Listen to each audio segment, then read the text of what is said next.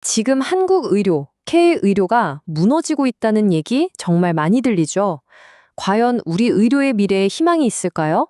오늘 그 질문의 답을 함께 찾아보겠습니다. 자, 바로 본론으로 들어가 보죠. 이 한마디가 오늘 우리가 다룰 문제의 시작점입니다. 평생 아기를 받아온 한 산부인과 의사가 이제 더는 분만을 하지 않겠다고 합니다.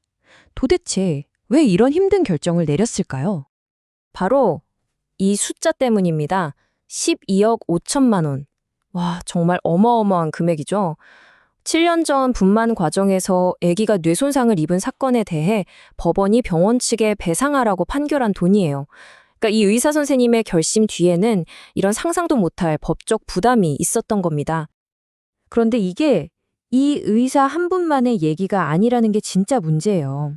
지금부터 왜 이렇게 많은 의사들이 우리에게 꼭 필요한 의료 현장을 떠나는지 그 진짜 이유를 한번 파헤쳐 보겠습니다. 그러니까요. 아까 그 산부인과 의사 선생님의 사례는 그냥 개인의 이야기가 절대 아니라는 거죠. 이건 마치 우리 몸에 열이 나는 것과 같아요. 아이를 낳고 아픈 아이를 돌보고 또 응급 상황에서 생명을 구하는 이 필수 의료 시스템 전체가 지금 병들었다는 아주 강력한 신호인 셈입니다.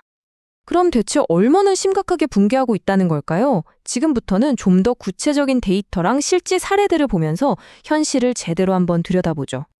자, 이 차트가 지금 현실을 아주 적나라하게 보여주는데요. 얼마 전 의정 갈등이 있었잖아요. 그 후에 병원으로 돌아온 전공의들, 그중 65%가 수도권의 큰 병원으로만 갔어요. 그런데 진짜 사람이 급한 필수의료 분야는 고작 25%, 지방병원은 10%밖에 안 됩니다. 돌아오는 것마저도 이렇게 쏠림 현상이 심각한 거예요. 결국 직격탄을 맞는 곳은 정해져 있죠. 바로 산부인과, 소아청소년과, 응급의학과, 흉부외과 이런 곳들이에요. 우리 생명하고 직결된 이른바 바이탈과라고 하잖아요. 이 과들이 지금 텅텅 비어가고 있는 겁니다. 그 결과는요? 바로 나타납니다. 강릉이나 밀양처럼 의사를 못 구해서 그 지역에 하나밖에 없는 응급실 문을 닫는 그런 일까지 벌어지고 있는 거죠. 아니, 도대체 왜 이렇게까지 된 걸까요? 이 모든 문제의 뿌리는 뭘까요? 지금부터 K의료 시스템이 안고 있는 아주 근본적인 세 가지 구조적 위기를 하나씩 짚어보겠습니다. 핵심은 딱 이 세 가지입니다. 첫 번째, 의사 개인이 도저히 감당할 수 없는 수준의 법적 부담. 두 번째, 환자들이 무조건 서울에 있는 큰 병원으로만 가게 만드는 완전히 망가져버린 의료 전달 체계. 그리고 마지막 세 번째는 고령화 때문에 곧 바닥이 보이기 시작한 건강보험 재정 문제입니다. 자, 이 표를 좀 보세요. 아, 정말 말이 안 나옵니다. 분만 중에 사고가 나면 배상액이 12억 원이 넘고 신생아 황달 치료 중에 사고가 났는데 16억 원 배상 판결이 나왔어요. 그런데 더 기가 막힌 건 의사 잘못이 없는, 그러니까 불가항력적인 사고에 대해서 정부가 지원해주는 돈이 최대 3천만 원이래요? 그것도 10년째 그대로. 여러분 같으면 이런 위험을 감수하고 싶으시겠어요? 그리고 두 번째 문제, 바로 이겁니다. 어쩌면 이게 한국 의료의 가장 큰 문제일 수도 있어요. 환자나 보호자가 원하기만 하면 동네 병원, 지방병원 다 건너뛰고 그냥 KTX 타고 서울에 있는 제일 큰 병원으로 바로 갈 수 있다는 거. 이게 왜 그렇게 큰 문제냐고요? 바로 이 숫자, 8만 명. 이게 뭔지 아세요? 충청북도 딱 한 지역에서만 1년 동안 서울이랑 수도권으로 진료받으러 가는 환자 수예요. 상상이 가세요? 이렇게 환자들이 전부 수도권으로만 몰리니까 지방에 있는 의사들은 다양한 환자를 볼 기회 자체가 줄어드는 거예요. 경험을 못 쌓는 거죠. 그럼 자연스럽게 실력 차이가 생기고 환자들은 또 역시 서울로 가야 해 하면서 더 서울로만 가는 이런 악순환이 계속 반복되는 겁니다. 마지막 세 번째, 결국은 돈 문제입니다. 이 그래프 한번 보세요. 65세 이상 어르신 한 분이 1년에 쓰는 의료비가 전체 평균의 2배가 훌쩍 넘어요.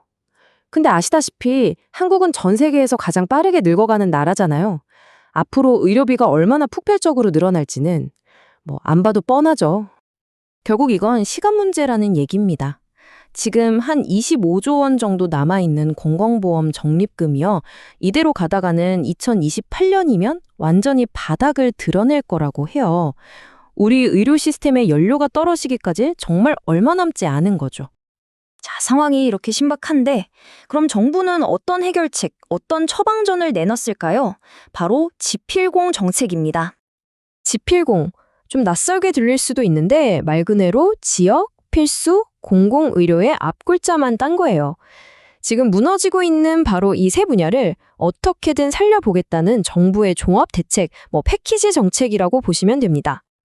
그 핵심 내용을 보면요. 일단 의대 정원을 늘리고 그중 일부를 지역 의사로 따로 뽑는 거예요.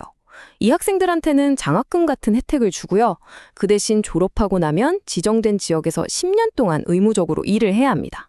만약에 이걸 어기면 의사 면허를 취소해버리겠다는 아주 강력한 조항까지 들어있어요. 하지만 정부가 내놓은 이 처방전에 대해서 의료계는 정말 거세게 반발하고 있거든요. 과연 이게 진짜 효과적인 해결책이 될 수 있을까요?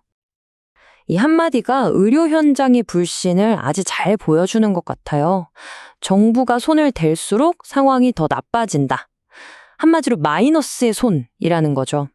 정부의 개입이 오히려 문제를 해결하는 게 아니라 악화시킨다는 인식이 팽배한 겁니다. 이런 정책이 오히려 해당 분야를 더 기피하게 만들 거라는 비판이에요. 바로 이 표가 지금 이 갈등의 핵심을 정확히 보여주고 있습니다. 정부는 의사 수가 부족해서 문제라고 진단한 거예요. 그래서 처방도 의사를 늘려서 지방에 강제로 보내자는 거죠. 그런데 의료계는 원인이 그게 아니라고 봐요. 시스템 자체가 잘못됐다는 겁니다. 그러니까 환자들이 서울로 쏠리는 걸 막고 의사들의 법적 부담을 줄여주는 게 진짜 해결책이라고 주장하는 거죠. 진단부터가 완전히 다른 거예요. 의료계의 비판의 핵심 논리는 아주 간단합니다. 가장 근본적인 문제, 그러니까 환자들이 전부 서울로 빠져나가는 걸 그대로 놔두고 의사만 지방에 내려보낸다고 뭐가 달라지겠냐는 거죠. 환자가 없는데 새로운 의사들이 어떻게 경험을 쌓겠어요? 결국 실력 없는 의사들만 남게 되고 시스템은 더 망가질 거다, 이런 주장입니다. 아픈 원인은 놔두고 증상만 치료하려 한다는 거예요. 자, 이제 거의 다 왔습니다. 지금까지 우리가 살펴본 이 모든 상황들을 종합해보면 과연 우리는 어떤 결론을 내릴 수 있을까요? 현실은 이렇습니다. 필수 의료, 지역 의료 시스템은 지금 분명히 그것도 아주 빠르게 무너지고 있어요. 정부가 내놓은 해결책은 보시다시피 엄청난 논란에 휩싸여 있고요. 그리고 이 모든 사태를 만든 그 구조적인 문제들은 아직 아무것도 해결되지 않은 채 그대로 남아 있습니다. 그래서 우리는 결국 맨 처음에 던졌던 그 질문으로 다시 돌아오게 됩니다. 서로 병의 원인을 다르게 보고 전혀 다른 처방전을 내놓고 충돌하는 이 상황 속에서 과연 K의료, 우리 한국 의료의 미래에 정말 희망이라는 게 있는 걸까요? 이 무거운 질문은 이제 우리 모두의 숙제로 남게 됐습니다.